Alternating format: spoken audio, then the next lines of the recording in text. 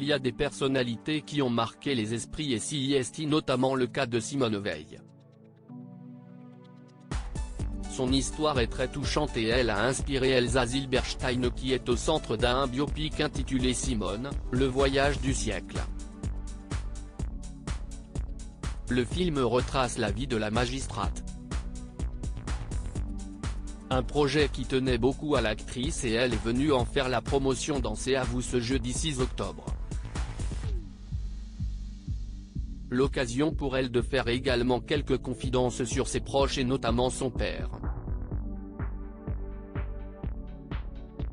L'histoire de Simone Veil croise aussi celle de votre famille, Elsa, a d'abord lancé Anne-Elisabeth Lemoine.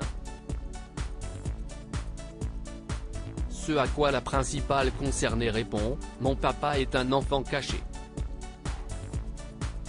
Pendant la guerre, il a été sauvé par des gens qui sont des justes aujourd'hui », a-t-elle affirmé avant d'ajouter, « On a fait une cérémonie pour les remercier. »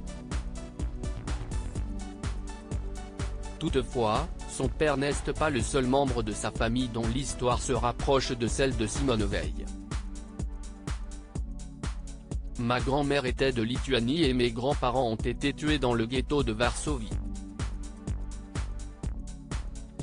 C'était aussi pour rendre hommage à ces gens-là, à mon père, a-t-elle poursuivi avant de s'arrêter, les larmes aux yeux. C'était pas un hommage volontaire peut-être. En tout cas, ce n'était pas ma motivation principale, a-t-elle assuré ensuite. Dans ce film, Elsa Zilberstein incarne le rôle de Simone Veil, de l'âge de 36 à 87 ans.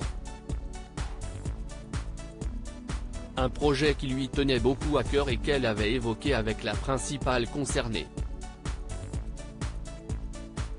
J'ai eu la chance de la rencontrer.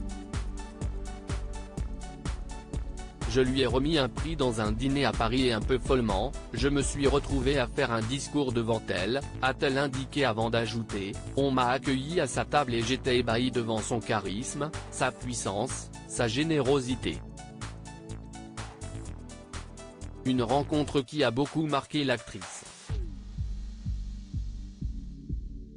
On s'est revu plusieurs fois et très vite je me suis dit qu'il fallait que je monte un film sur elle, s'est-elle souvenue avant de déclarer, je lui avais fait part de mon envie et quand je suis sorti de son enterrement, je me suis dit qu'il fallait que je le fasse pour elle, pour les femmes, pour qu'il y ait une transmission. Elsa Zilberstein a fait appel à un scénariste en qui elle avait confiance pour monter ce projet. Je me suis dit qu'elle méritait un grand film. Le scénario est incroyable. J'ai ressenti son humanité, son empathie pour les êtres, pour les gens et ce qu'elle a fait pour eux, a-t-elle poursuivi.